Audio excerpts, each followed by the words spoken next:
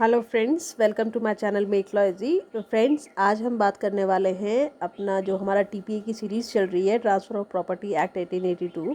उसी में हम आगे बढ़ते हैं और हम बात करेंगे सेक्शन 13 की। ठीक है ना। तो चलिए स्टार्ट करते हैं। बस स्टार्ट करने से पहले देखिए, मैं आपको एक बात क्लियर कर देती हूँ कि ये मैं जो भी आपकी वीडियोस बना रही हूँ, ये आपको जो आपके एग्ज़ाम में जो आपके रिटन एग्ज़ाम्स होते हैं या फिर आपके ऑब्जेक्टिव एग्ज़ाम्स होते हैं, उनमें आपको हेल्प करने के लिए बना रही हूँ। ठीक है ना। तो ये जो बनाने का मकसद ये है कि आपको आपके एग्ज़ाम्स वगैरह में हेल्प हो सके, और साथ ही साथ में मैं आपको ये भी बता देती हूँ कि ये जितने भी मैं वीडियोस बना रही हूँ, ये मेरे खुद के पर्सनल नोट्स जो मैंने बनाए हैं उन्हीं के बेस पे मैं बना रही हूँ। और जो भी मैंने नोट्स बनाए हैं, देखिए वो मैंने कुछ बुक्स कंसल्ट करी है, कुछ नेट से कुछ वीडियोस वगैरह डाउनलोड करके मैंने उनको ईजी वे में कोशिश की है कि आपको प्रेजेंट कर सकूं, ताकि आपको लिखने में प्रॉब्लम ना हो। क्योंकि देखिए, जब आप बेयर एक्ट पढ़ोगे ना, तो आपको उसमें बहुत सारी कॉम्प्लिकेशंस नज़र आएगी, मतलब पढ़ने में समझने में थोड़ी दिक्कत आएगी, जो मुझे भी आई थी। तो मैं कोशिश कर रही हूँ कि आपको ईजी वे में समझा सकूँ उसे, ताकि आपको एग्ज़ाम में समझ में भी आए और आप उसे अपने वर्ड्स में लिख भी सकें। तो चलिए स्टार्ट करते हैं। Section 13 of TPA. ठीक है ना। तो सेक्शन 13 ऑफ टीपीए, देखिए सबसे पहले ये बात करता है आपका transfer for the benefit of unborn person. अगर आप सेक्शन बेयर एक्ट में आप देखेंगे, तो जो सेक्शन 13 है उसमें आपको हेडिंग लिखी हुई नज़र आएगी, किसके लिए? Transfer for the benefit of unborn person. मतलब जो आपका अनबॉर्न पर्सन है, जिसका भी जन्म नहीं हुआ है, उसके फेवर में जो ट्रांसफ़र हो रहा है या उसके बेनिफिट के लिए जो ट्रांसफ़र होता है, उस वो आपका ये सेक्शन आपको बताएगा। तो देखिए, जो बेयर एक्ट, ये जो आपको यहाँ पर लिखा हुआ नज़र आ रहा है, ये बेसिकली अभी आपको जो बेयर एक्ट है ना, बेयर एक्ट में जो आपको लिखा हुआ नज़र आएगा, वो किस तरीके से लिखा आएगा वो देखिए यहाँ पर, कि where on a transfer of property and interest therein is created for the benefit of a person not in existence at the date of transfer. तो ये कह रहा है कि जब कोई प्रॉपर्टी का ट्रांसफ़र किया जाता है, ठीक है, आप जब प्रॉपर्टी ट्रांसफ़र कर रहे हैं आप किसी को, ठीक है, तो उसमें क्या होगा आपका कि इंटरेस्ट भी तो क्रिएट कर रहे हैं। तो अगर मान लीजिए कोई प्रॉपर्टी ट्रांसफ़र कर रहे हैं किसी के फेवर में, आप कोई इंटरेस्ट क्रिएट कर रहे हैं, और ये इंटरेस्ट जो आपने क्रिएट करा है किसी के फेवर में, वो आपका कोई ऐसा पर्सन है जो कि अभी एग्जिस्टेंस में नहीं है। तो ये जो ट्रांसफ़र है ना, ये ट्रांसफ़र आपका तब तक इफ़ेक्ट में नहीं आएगा जब तक कि पूरा होल इंटरेस्ट ट्रांसफ़रर जो है वो ट्रांसफ़री को ट्रांसफ़र ना कर दे। तो इसको आपको मैं देखो एक और तरीके से समझा देती हूँ। देखिए, मान लीजिए ये आपका ए है कोई पर्सन, ठीक है, ये किसी को प्रॉपर्टी ट्रांसफ़र करना चाहता है, ठीक है ना। पर ये जो पर्सन है, जो बी है, ये अभी क्या है? अनबॉर्न है। क्या है? अनबॉर्न। अभी ये एग्जिस्टेंस में नहीं आया है, इसको प्रॉपर्टी ट्रांसफ़र करना चाहता है ये, ठीक है। तो ये ट्रांसफ़र तब तक वैलिड नहीं माना जाएगा, ये ट्रांसफ़र तब तक आपका पूरा नहीं माना जाएगा जब तक कि ये जो बी है ना, उसको होल इंटरेस्ट जो है, जो भी ए का इंटरेस्ट है उस प्रॉपर्टी में जो वो ट्रांसफ़र करना चाहता है, वो होली ना इसको ट्रांसफ़र हो जाए, ठीक है ना। या वो उसको होली ना ट्रांसफ़र करके सिर्फ लाइफ के लिए ट्रांसफ़र कर रहा है, तो ये आपका इफेक्ट में नहीं आएगा। फाइन। तो ये आपका बेयर एक्ट में लिखा है। चलिए इसको और आसान तरीके से एग्ज़ाम में कैसे आपको लिखना है, उसमें मैं आपको बताती हूँ। देखिए, आगे चलते हैं हम इसका।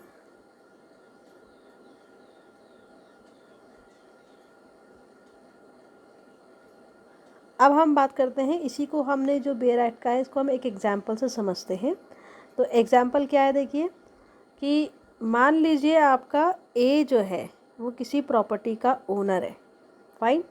ये अपनी प्रॉपर्टी किसको ट्रांसफ़र करना चाहता है? बी को, ठीक है ना, बी को। पर किस चीज़ के लिए? कोई ट्रस्ट के बनाने के लिए, ठीक है ना। जो प्रॉपर्टी ट्रांसफ़र कर रहा है, किस चीज़ के लिए कर रहा है? ये ट्रस्ट के लिए कर रहा है।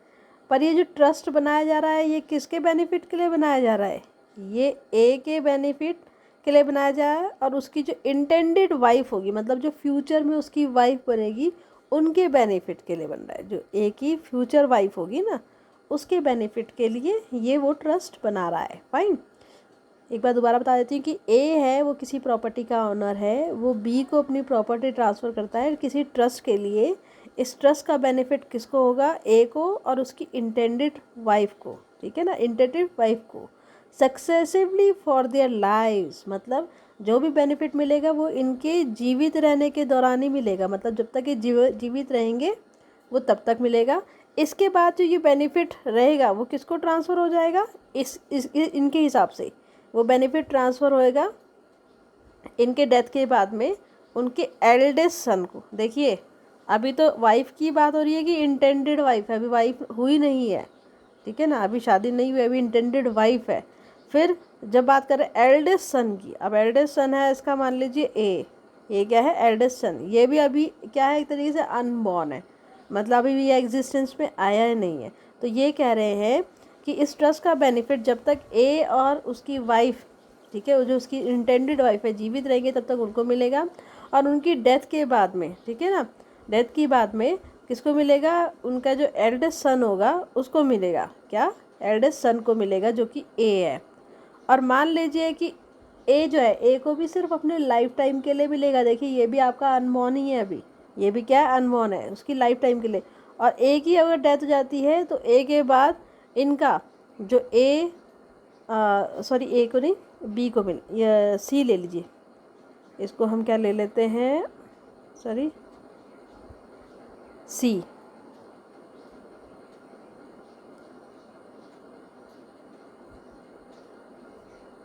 ठीक है ना।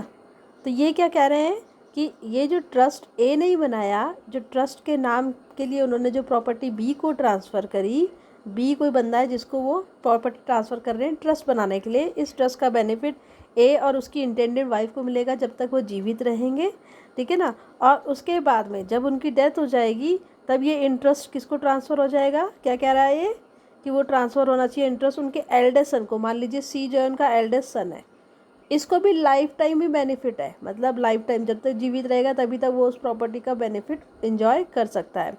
जब सी की डेथ हो जाएगी तो ए का जो दूसरा बेटा होगा, ठीक है ना, मान लीजिए डी जो है वो दूसरा बेटा है, ठीक है ना, ये फर्स्ट सन है मान लो, और ये आपका सेकंड सन है, तो ये जो सेकंड सन है उसको ट्रांसफ़र हो जाएगा। तो यहाँ पर देखिए कि यहाँ पर जो भी ट्रांसफ़र हो रहा है, ठीक है ना, जैसे आप उसके एल्डेस्ट सन और एल्डेस्ट सन की डेथ के बाद में उसके छोटे वाले जो बेटा होगा उसके पास चले जाएगा। ये सारे अभी क्या है? अनबॉर्न है। तो यहाँ पर क्या है? यहाँ पर अभी बोल दे ना फ्यूचर, ऐसी बात हो रही है कि जो अभी एग्जिस्टेंस पे आया ही नहीं है उसके रिगार्डिंग बात हो रही है। तो यहाँ पर क्या है कि जो ट्रांसफ़र है ना, जो हम इसकी बात कर रहे हैं, किसकी? जो भी आपका एल्डेस्ट सन की बात कर रहे हैं ना, पहले तो यहाँ पर ये ट्रांसफ़र फेल हो जाएगा। क्यों? क्योंकि इसके लिए सी को, जो इसका एल्डेस्ट सन है ए का, उसको सिर्फ लाइफ के लिए ही बेनिफिट मिलेगा और लाइफ के बाद मिलेगा। मतलब ए का जो होल शेयर है वो ट्रांसफ़र नहीं हो रहा है, ए का होल शेयर ट्रांसफ़र नहीं हो रहा है। तो जब ए का होल शेयर ट्रांसफ़र नहीं हो रहा है तो इसका मतलब क्या है? इसका मतलब क्या है कि ये ट्रांसफ़र आपका पूरा ही नहीं होगा, क्योंकि अनबॉर्न को जो भी प्रॉपर्टी जाएगी तो वो आपको होल ही जाने चाहिए। जो भी ट्रांसफ़र कर रहे हो वो होल इंटरेस्ट ट्रांसफ़र होएगा, ना कि लाइफ टाइम इंटरेस्ट ओनली, ठीक है ना। तो ये इलिस्ट्रेशन उम्मीद है आपको समझ में आई होगी। अब बात करते हैं कि देखिए जो टीपीए है, टीपीए में क्या होता है, जो ट्रांसफ़र ऑफ प्रॉपर्टी एक्ट में हम बात करेंगे ना, उसमें आपका क्या है कि जो प्रॉपर्टी ट्रांसफ़र हो रही है वो किससे हो रही है? आपकी किसी लिविंग पर्सन से। जो प्रॉपर्टी ट्रांसफ़र होगी वो किसी लिविंग पर्सन से ही किसी दूसरे लिविंग पर्सन को, या एक से एक ज़्यादा लिविंग पर्सन को भी ट्रांसफ़र हो सकती है। और ये जो ट्रांसफ़र है ना वो सेल, मॉर्गेज, लीज वगैरह किसी के ज़रिए भी प्रॉपर्टी ट्रांसफ़र हो सकती है। जो नेक्स्ट पॉइंट है इसमें वो क्या है आपका कि जो टीपीए है ना, तो TPA can be property can be movable, immovable, but TPA deals only with the transfer of immovable property. तो ये कहता है कि जो प्रॉपर्टी है, देखिए प्रॉपर्टी तो आपकी इमूवेबल, मूवेबल दोनों टाइप की हो सकती है, पर यहाँ पर जो टीपीए है ना, TPA transfer of property act जो है वो सिर्फ आपका इमूवेबल प्रॉपर्टी के ट्रांसफ़र के रिगार्डिंग ही बात करता है। और लिविंग पर्सन जो है लिविंग पर्सन में कौन कौन इंक्लूड होता है? देखिए, living person includes company, association और बॉडी ऑफ इंडिविजुअल। तो लिविंग पर्सन में ऐसा नहीं है कि किसी इंडिविजुअल की बात कर रहे हैं। लिविंग पर्सन में कोई कंपनी भी हो सकती है, कोई एसोसिएशन भी हो सकती है और कोई बॉडी ऑफ इंडिविजुअल भी हो सकती है, चाहे वो इनकॉर्पोरेटेड है चाहे नहीं है। तो ये तो था आपका कि टीपीए क्या कह रहा है। अब सबसे पहले जो टीपीए है वो आपका वैलिड ट्रांसफ़र के लिए क्या क्या कंडीशंस रखता है, क्या क्या एसेंशियल्स होती हैं, वो आपको पता होने चाहिए। क्योंकि देखिए, जब भी आप ये पॉइंट्स जब भी आप अनबॉर्न ये वाला सेक्शन 13 को एक्सप्लेन करेंगे ना, तो ये सारे पॉइंट्स अगर आप लिखोगे तो ये एक अच्छा इम्पैक्ट डालेगा। तो एसेंशियल्स क्या क्या होते हैं आपके वैलिड ट्रांसफ़र के? देखिए, वैलिड ट्रांसफर्स के एसेंशियल होते हैं आपके सबसे पहले कि जो पर्सन है वो आपका क्या रहना चाहिए, दोनों, मतलब ये भी जो भी ट्रांसफ़र हो रहा है वो दो या दो से ज़्यादा लिविंग पर्सन्स के बीच में होना चाहिए। फिर प्रॉपर्टी जो है वो ट्रांसफरेबल होनी चाहिए, मतलब ऐसी प्रॉपर्टी होनी चाहिए जो ट्रांसफरेबल है। ठीक है ना। इसमें टीपीए में आपको मिल जाएगा कि कौन कौन सी प्रॉपर्टी जो है वो ट्रांसफरेबल नहीं होती। शायद आपका सेक्शन 6 जो है वो उसमें बात कर रखी है इस बारे में। पर्सनस का must be competent to transfer. जो पर्सन ट्रांसफ़र कर रहा है वो कम्पिटेंट होना चाहिए ट्रांसफ़र करने के लिए। ठीक है ना। तो कौन कौन लोग कम्पिटेंट होते हैं? जो कॉन्ट्रैक्ट करने के लिए कम्पिटेंट होते हैं वो सब आपका ट्रांसफ़र करने के लिए भी कम्पिटेंट होते हैं। अब हम बात करते हैं नेक्स्ट कि ये जो भी ट्रांसफ़र है ना वो रूल अगेंस्ट परपिचुटी नहीं होना चाहिए। देखिए, परपिचुटी का मतलब क्या होता है? परपिचुटी का मतलब होता है अनलिमिटेड टाइम। ठीक है ना, अनलिमिटेड टाइम। ठीक है ना। तो परपिचुटी का मतलब क्या है कि अनलिमिटेड टाइम की बात कर रहा है। तो अगर देखिए, अगर रूल फेवर में होगा, रूल ऑफ परपिचुटी होगा, तो इसका मतलब होगा कि अनलिमिटेड टाइम के लिए जो रूल है। ठीक है ना। और रूल अगेंस्ट परपिचुटी है कि मतलब अनलिमिटेड टाइम के लिए के अगेंस्ट जो रूल है। ठीक है ना। राइट। तो रूल ऑफ परपेचुइटी देखिए, अभी मैं इसको सेक्शन 14 में डिस्कस करूँगी पूरा डिटेल में, पर मैं आपको शॉर्ट में बता देती कि रूल अगेंस्ट परपेचुइटी ये कहता है कि आप किसी भी प्रॉपर्टी को अनलिमिटेड टाइम के लिए बाउंड नहीं कर सकते, मतलब उसको बांध नहीं सकते अनलिमिटेड टाइम के लिए। फाइन। उसके लिए आपका उसका एक अल्टीमेट बेनिफिशियरी होना ज़रूरी है।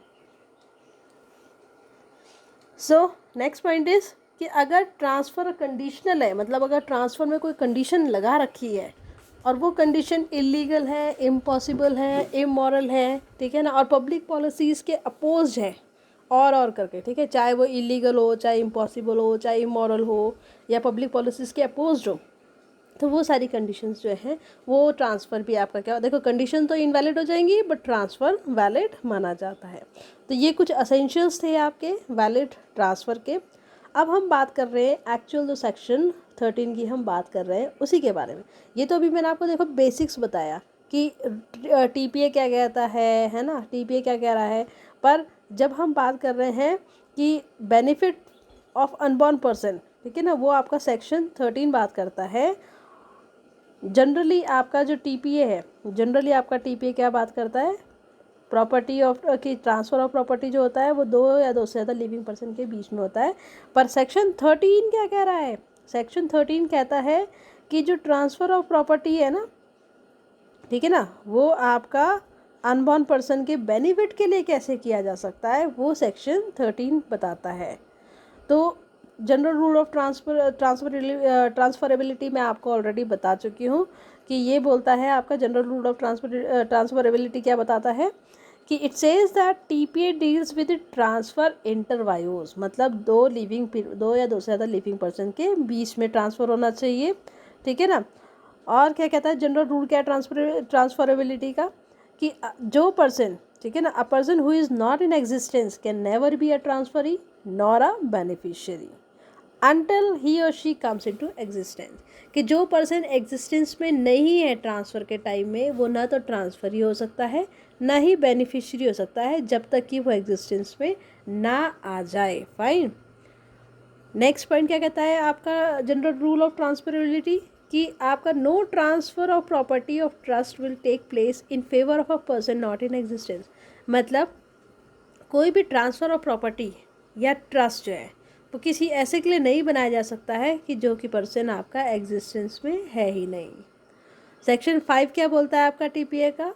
Section 5 of TPA and section 9 of Indian trust act 1882 जो है provides that a person who is not in existence is neither a living person nor a capable person of holding a property।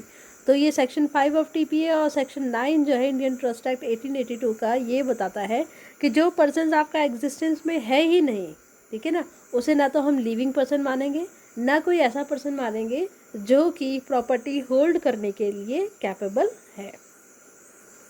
अब section 13 जो है, क्योंकि ये section 13 जो है ये एक्सेप्शन है to the general rule of transferability. मैंने आपको जनरल रूल ऑफ ट्रांसफरेबिलिटी क्यों बताया, क्योंकि सेक्शन 13 जो है वो जनरल रूल ऑफ ट्रांसफरेबिलिटी का आपका क्या है, एक एक्सेप्शन है। यहाँ पर आपका अनबॉर्न पर्सन का मतलब क्या है, देखिए यहाँ पर आपका जो अनबॉर्न पर्सन है उसका मतलब क्या है कि वो पर्सन जो आपका एग्जिस्टेंस में नहीं है, ठीक है ना, मतलब लॉज की नज़रों में अगर देखा, लॉ की नज़रों में देखा जाए, कानून की नज़र में अगर देखा जाए तो अनबॉर्न पर्सन क्या है, जो एग्जिस्टेंस में नहीं है, अभी फ़िलहाल एग्जिस्टेंस में नहीं है प्रेजेंट टाइम में, बट फ्यूचर में मे और मे नॉट बॉर्न, मतलब फ्यूचर में हो भी सकता है और नहीं भी हो सकता, उसी हम अनबॉर्न पर्सन मानेंगे। या फिर चाइल्ड जो कि मदर की वोम में है उसे भी हम अनबॉर्न पर्सन मानेंगे। इसका जो व्यू है वो डिफरेंट लॉ में डिफरेंट व्यूज़ है, फाइन। अब सेक्शन 13 ऑफ टीपीए क्या कहता है, ये आपका एक्सेप्शन बताता है, जो कि आपका जनरल रूल ऑफ ट्रांसफरेबिलिटी जो है उसका एक्सेप्शन है। ये क्या कहता है कि transfer of for the benefit of unborn person may be made, देखिए इसको आप ध्यान रखिएगा, मे बी मेड, किसी अनबॉर्न पर्सन के फेवर में ट्रांसफ़र जो है वो आपका प्रॉपर्टी का ट्रांसफ़र किया जा सकता है अंडर सर्टेन कंडीशंस, कुछ कंडीशंस के अंडर, ठीक है ना। अब ये कौन कौन सी कंडीशंस होती हैं, किन मतलब अगर आपको अनबॉर्न पर्सन के लिए अगर प्रॉपर्टी ट्रांसफ़र करनी है, ठीक है, उसके बेनिफिट के लिए ट्रांसफ़र करनी है, तो क्या क्या कंडीशंस एसेंशियल हैं ये आपको मैं आगे बता रही हूँ, और ये बहुत इंपॉर्टेंट है, इसको ध्यान से सुनिएगा। सबसे पहले तो नो डायरेक्ट ट्रांसफ़र, मतलब ये सेक्शन कहता है कि जो प्रॉपर्टी है वो आपका, अगर आपको अनबॉर्न पर्सन को आपको क्या करना है, अनबॉर्न पर्सन को ट्रांसफ़र करनी है तो कोई भी डायरेक्ट ट्रांसफ़र नहीं किया जा सकता, फाइन। अनबॉर्न पर्सन को डायरेक्ट प्रॉपर्टी ट्रांसफ़र नहीं की जा सकती, तो इसके लिए क्या करना पड़ेगा, इसके लिए prior interest must be created, मतलब कोई प्रायर इंटरेस्ट क्रिएट करना पड़ेगा, ठीक है ना, अगर आपको अनबॉर्न के लिए क्या करनी है, प्रॉपर्टी ट्रांसफ़र करनी है। तो इसका एग्जांपल देखिए कि मान लीजिए कि ए जो है, ठीक है ना, A can a trust can be made by the transferor। जो ट्रांसफरर है वो क्या कर सकता है, कोई ट्रस्ट बना सकता है, क्या बना सकता है, ट्रस्ट बना सकता है, फाइन। जैसे आपका ट्रांसफरर जो है, मान लीजिए कि ये जो ट्रांसफरर है उसने क्या बना दिया, कोई ट्रस्ट बनाया, क्या बनाया, ट्रस्ट बनाया, ठीक है ना, और इस ट्रस्ट को हैंडल करने के लिए उसने प्रायर इंटरेस्ट क्रिएट कर दिया, मतलब किसी को उस ट्रस्ट का वो बना दिया, क्या बोलते हैं, एक तरीके से करता धरता बना दिया, फाइन। और ये जो प्रायर इंटरेस्ट है ना, ये ध्यान रखिएगा, ये प्रायर इंटरेस्ट कितने भी हो सकते हैं, 1 2 3 4 5 6 कितने भी हो सकते हैं, पर कंडीशन क्या है, कंडीशन इज़ दैट कि all prior interest must B living at the time of transfer, मतलब जितने भी प्रायर इंटरेस्ट क्रिएट किए गए हैं वो सब ट्रांसफ़र के टाइम में लिविंग होने चाहिए, ठीक है ना, ट्रांसफ़र के टाइम में लिविंग होना चाहिए, फाइन। तो सबसे पहले कि कोई डायरेक्ट ट्रांसफ़र नहीं किया जा सकता है किसी अनबॉर्न पर्सन को, प्रायर इंटरेस्ट जो है वो क्रिएट करना पड़ेगा, फाइन। और तीसरा है आपका कि absolute transfer of interest should take place in favour of unborn person, मतलब जो भी प्रॉपर्टी ट्रांसफ़र हो रही है, सपोज़ कीजिए कि ए जो है, ए ने अपनी प्रॉपर्टी ट्रांसफ़र करी बी को लाइफ टाइम के लिए, ठीक है ना, लाइफ टाइम के लिए, ये अभी लिविंग है, ये अनबॉर्न है, ये लिविंग है, लाइफ टाइम के लिए, है ना। तो और मान लीजिए फिर वो चाहता है कि बी की जब लाइफ टाइम ख़त्म हो जाए तो उसके बाद में जो बी की मान लो जो कोई डॉटर है, ठीक है ना, बी की कोई डॉटर है, ठीक है, तो उसको ही ट्रांसफ़र हो, जो कि अभी अनबॉर्न है, है, फाइन। तो यहाँ पर क्या होगा कि जो भी आपका इंटरेस्ट ट्रांसफ़र होगा वो आपका कैसा होना चाहिए, एब्सोल्यूट होना चाहिए, कैसा होना चाहिए, एब्सोल्यूट ट्रांसफ़र होना चाहिए, मतलब उसमें कोई कंडीशन नहीं होनी चाहिए, एक तरीके से पूरी तरीके से प्रॉपर्टी का ट्रांसफ़र होना चाहिए अनबॉर्न को। तो interest must be transfer absolutely and no life interest can be created in favour of unborn person. मतलब ये क्या कह रहा है कि अनबॉर्न पर्सन जो है, जैसे यहाँ पर बी की जो डॉटर है ना, वो आपकी अनबॉर्न पर्सन है, तो ये अनबॉर्न पर्सन जो है ना, इसके नाम पे आप लाइफ इंटरेस्ट क्रिएट नहीं कर सकते। इसका मतलब ये नहीं कह सकते कि ए ने जब प्रॉपर्टी बी को दी तो चलो बी ने उसे लाइफ टाइम एंजॉय किया, फिर बी की डॉटर के पास में चली जाएगी जो कि अभी अनबॉर्न है। तो वो ये नहीं कह सकता है कि ये जो अनबॉर्न है इस पे सिर्फ लाइफ तक ही एंजॉय कर सकता है, जब जब इसकी डेथ हो जाएगी तो जो बी का जो, मान लीजिए बी की जो डॉटर होगी या बी का जो सन होगा उसके पास जाएगा, तो ऐसा नहीं हो सकता। अनबॉर्न को हमेशा जो प्रॉपर्टी जाएगी वो एब्सोल्युटली ही जाएगी, वो आपका लाइफ इंटरेस्ट उसमें क्रिएट नहीं कर सकते। मतलब ऐसा नहीं कह सकते कि वो सिर्फ अपनी लाइफ टाइम में ही उस प्रॉपर्टी को एंजॉय कर सकती है, एब्सोल्युटली उसके पास ही जाने चाहिए। Next is creation of trust और prior interest and transfer in favour of unborn person must take place in same transfer deed. तो ये कहता है कि जो ये ट्रस्ट क्रिएट कर रहे हैं, मतलब जो प्रायर इंटरेस्ट क्रिएट कर रहे हैं अनबॉर्न पर्सन के फेवर के लिए, और जो प्रॉपर्टी ट्रांसफ़र करने के जो भी आपके मतलब जो भी अनबॉर्न पर्सन को जो भी प्रॉपर्टी ट्रांसफ़र करने का जो भी जो क्या बोलते हैं साहब का जो भी आपका डॉक्यूमेंट्स वगैरह लगने हैं या जो प्रॉपर्टी ट्रांसफ़र कर रहे हैं, ये सारा एक ही डीड में होना चाहिए, सेम ट्रांसफ़र डीड में होना चाहिए। ऐसा नहीं होना चाहिए कि क्रिएशन ऑफ ट्रस्ट तो किसी और डीड में कर रहे हैं और ट्रांसफ़र मतलब जो प्रॉपर्टी का ट्रांसफ़र अनबॉर्न को कर रहे हैं वो किसी दूसरी डीड में कर रहे हैं, ठीक है ना। तो ये जो ट्रस्ट क्रिएशन है और प्रॉपर्टी ट्रांसफ़र है, ये जो है वो सेम डीड के थ्रू होने चाहिए। किसके थ्रू होना चाहिए? सेम डीड के थ्रू। सेम डीड मतलब सेम आपका जो भी इसके डॉक्यूमेंट्स वगैरह लगेंगे, ठीक है, जो भी आपका लीगल डॉक्यूमेंट्स होते हैं वो सब सेम होना चाहिए। Fine. Next is a child must come in existence on और before the death of last prior interest.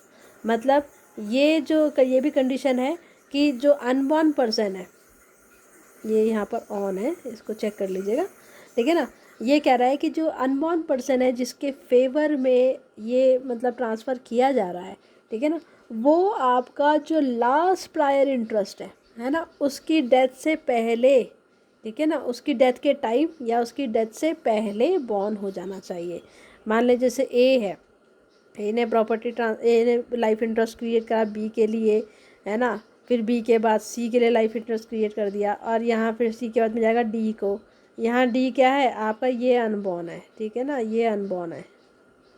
तो मान लीजिए ये जो डी आपका अनबॉर्न है ना, ये जो डी अनबॉर्न है, तो ये कह रहा है कि इसको बॉर्न हो जाना चाहिए जो लास्ट प्रायर इंटरेस्ट क्रिएट किया है उसकी डेथ के टाइम या उसकी डेथ से पहले, ऑन और बिफोर, ठीक है ना। मतलब उसकी सी की डेथ से पहले या उसकी डेथ के टाइम तक इसको बॉर्न हो जाना चाहिए, अदरवाइज़ ये ट्रांसफ़र आपका फिर एग्जिस्ट नहीं करेगा। Next one is the whole of interest must vest in unborn on the date or day when he come into existence।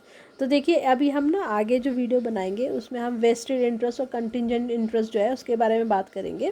तो ये कह रहा है कि जो आपका, जैसे अभी बताया ना मैंने आपको, ए ने मान लीजिए लाइफ इंटरेस्ट क्रिएट किया बी के लिए, फिर उसकी बी के डेथ के बाद कह रहे सी के लिए, फिर सी की डेथ के बाद में डी के लिए। अब ये डी जो है ये अनबॉर्न है, क्या है? ये अनबॉर्न था, ठीक है ना।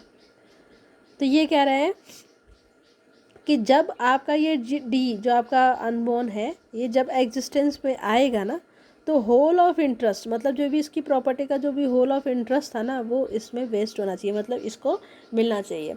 ये ध्यान रखिएगा कि क्योंकि अनबॉर्न चाइल्ड है ना, जब मान लीजिए अगर वो एग्जिस्टेंस में आ भी जाता है, लास्ट प्रायर जो उसका इंटरेस्ट था उसकी डेथ से पहले या डेथ के टाइम में आपका एग्जिस्टेंस में आ जाता है, तो वो उसी समय तो उस प्रॉपर्टी को एंजॉय नहीं कर सकता है। तो हो सकता है कि जो प्रॉपर्टी तो उस पर वेस्ट करेगी, मतलब उसकी हो जाएगी, पर उसका एन्जॉयमेंट जो है वो किसी पर्टिकुलर टाइम के लिए, या जो चाइल्ड की माइनॉरिटी है, ठीक है ना, चाइल्ड की माइनॉरिटी जो है उस तक के लिए उस ट्रांसफ़र को क्या किया जा सकता है, एक तरीके से रोका जा सकता है। फाइन, ठीक है ना, ये हो गया। तो ये अब हम इसको कुछ एग्जांपल्स देख लेते हैं मैंने आपको बता दिया, मैं एक बार फिर आपको बता देती हूँ दोबारा कि ये कंडीशन बहुत एसेंशियल है कि कोई भी डायरेक्ट ट्रांसफ़र नहीं हो सकता है, कोई भी डायरेक्ट ट्रांसफ़र नहीं हो सकता है। अनबॉर्न को प्रायर इंटरेस्ट क्रिएट करना ज़रूरी है, ठीक है ना। और ये जो ट्रांसफ़र हो रहा है, जो भी ट्रांसफ़र हो रहा है वो एब्सोल्यूट होना चाहिए। अनबॉर्न को जो भी ट्रांसफ़र हो रहा है वो एब्सोल्यूट ट्रांसफ़र होना चाहिए। साथ ही साथ में क्रिएशन ऑफ ट्रस्ट की बात कर रहे हैं ना, जो भी आपका ट्रस्ट की क्रिएशन है, ट्रस्ट की क्रिएशन और transfer in favour of unborn person जो है वो सेम डीड के थ्रू होनी चाहिए।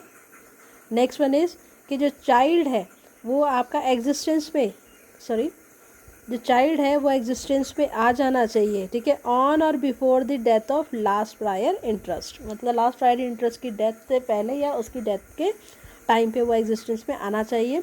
और साथ ही साथ में जब भी वो एग्जिस्टेंस में आएगा, जब भी अनबॉर्न आपका एग्जिस्टेंस में आएगा ना, तो सारा इंटरेस्ट जो है, होल ऑफ इंटरेस्ट जो है वो उसमें वेस्ट हो जाएगा, मतलब उसके पास चला जाएगा। हो सकता है कि इसे किसी पर्टिकुलर टाइम पीरियड के लिए रेस्ट्रिक्ट कर दिया जाए, चाहे वो माइनॉरिटी है चाइल्ड की, चाहे या कोई पर्टिकुलर टाइम लिमिट जैसे 5 साल का हो जाए, 10 साल का हो जाए या 15 साल का हो जाए, ठीक है ना। पर जब वो आपका मेजॉरिटी वाली जो कंडीशन होएगी ना, तभी वो मेजर होएगा, तो जिस दिन वो आपका मेजॉरिटी अटेन करेगा उसी दिन वो प्रॉपर्टी उसके पास होली ट्रांसफ़र हो जाएगी। अब कुछ एग्जांपल्स देख लेते हैं कि जो ए है, ए जो है, ए कोई पर्सन है, ठीक है ना। ए क्या है आपका, कोई पर्सन है जो कि अपनी प्रॉपर्टी ट्रांसफ़र करना चाहता है, किसको, बी के सन को, बी को सन को, जो कि अभी क्या है, अनबॉर्न है ना। तो इसने क्या करा, बी को प्रायर इंटरेस्ट बना दिया, ठीक है ना, ताकि सी जो है जब भी वो एग्जिस्टेंस में आए, ठीक है ना, तो बी जो है उसे होल इंटरेस्ट एब्सोल्युटली ट्रांसफ़र कर दे, ठीक है ना। तो ए है, ए जो चाहता है, ए ने एक ट्रस्ट क्रिएट करा, बी को उसका कर्ता धर्ता बना दिया, ताकि जो बी का सन है ना, और ये ट्रस्ट किसके लिए बनाया है, बी के सन के लिए, जो कि अभी क्या है, अनबॉर्न है, ये अनबॉर्न है, ठीक है ना, सी जो है अनबॉर्न है। तो ये जो ट्रस्ट बनाया गया है किसके लिए बनाया गया, ताकि जब भी आपका ये आपका एग्जिस्टेंस में आए तो ये इसको सारा, बी जो है सारा इंटरेस्ट जो है, होल इंटरेस्ट एब्सोल्युटली सी के उसमें फेवर में ट्रांसफ़र कर दें। दूसरा एग्जांपल क्या है, ए और बी जो है वो हस्बैंड एंड वाइफ हैं, ठीक है ना, ए एंड बी जो है वो क्या है, हस्बैंड वाइफ हैं। इन्होंने कोई ट्रस्ट क्रिएट करा, ठीक है ना, and made C as trustee of the trust, और सी को उसका ट्रस्टी बना दिया। तो क्या करा इन्होंने, एक ट्रस्ट क्रिएट किया, सी को उसका ट्रस्टी बना दिया। Then if A wants to transfer his property to D and after the death of D to E, ये भी देखिए अनबॉर्न है, ठीक है ना। तो ये कह रहा है कि अगर मान लीजिए ए जो है वो प्रॉपर्टी ट्रांसफ़र करना चाहता है, किसको, डी को, ठीक है ना, और डी की डेथ के बाद में किसको, ई को, है ना। अब ये दोनों, ये भी अनबॉर्न है और ये भी अनबॉर्न है ना, ये दोनों ही आपके डी और ई जो है वो दोनों ही आपके अनबॉर्न है। तो ये कह रहे हैं कि इस तरीके का ट्रांसफ़र आपका एग्जिस्ट नहीं करेगा, ठीक है ना। क्यों नहीं एग्जिस्ट करेगा, क्यों, क्योंकि आपका जो डी है ना, डी पे सिर्फ लाइफ, डी पे भी सिर्फ क्या है, सिर्फ लाइफ इंटरेस्ट ट्रांसफ़र हो रहा है, क्या हो रहा है, लाइफ इंटरेस्ट ट्रांसफ़र हो रहा है, होल इंटरेस्ट ट्रांसफ़र नहीं हो रहा है। और हमने पढ़ा है कि जो अनबॉर्न है उसके नाम पे होल इंटरेस्ट ट्रांसफ़र होना ज़रूरी है, ठीक है ना। तो ये एग्जांपल्स हो गए उसके। अब इम्पोर्टेंस क्या है आपकी, सेक्शन 13 की इम्पोर्टेंस क्या है, देखिए कि ये जो है आपका, ये जो आपका सेक्शन है ना, सेक्शन 13, ये फॉरबिड करता है, ठीक है ना, किसको, डबल पॉसिबिलिटी के क्रिएशन को। डबल पॉसिबिलिटी का क्रिएशन कैसे, जैसे अभी बताया ना आपको कि जैसे ए है, ए ने कोई ट्रस्ट बनाया, उसका ओनर, आप ट्रस्ट का जो करता होता है वो बी को बना दिया, उसने वाला बी के बाद जाएगी सी को, यहाँ सी अनबॉर्न है, फिर सी की डेथ के बाद जाएगी डी को, डी भी यहाँ पर क्या है, अनबॉर्न है। तो यहाँ पर देखिए ना, डबल पॉसिबिलिटी हो रही है। डबल पॉसिबिलिटी की कंडीशन है भाई, सी मान लो एग्जिस्टेंस में आए ना आए, है ना, मान लीजिए वो एग्जिस्टेंस में आ जाता है, ठीक है, फिर डी एग्जिस्टेंस में आए ना आए, तो ये आपका जो डबल पॉसिबिलिटी वाली जो कंडीशन है ना, इसको फॉरबिड करता है ये।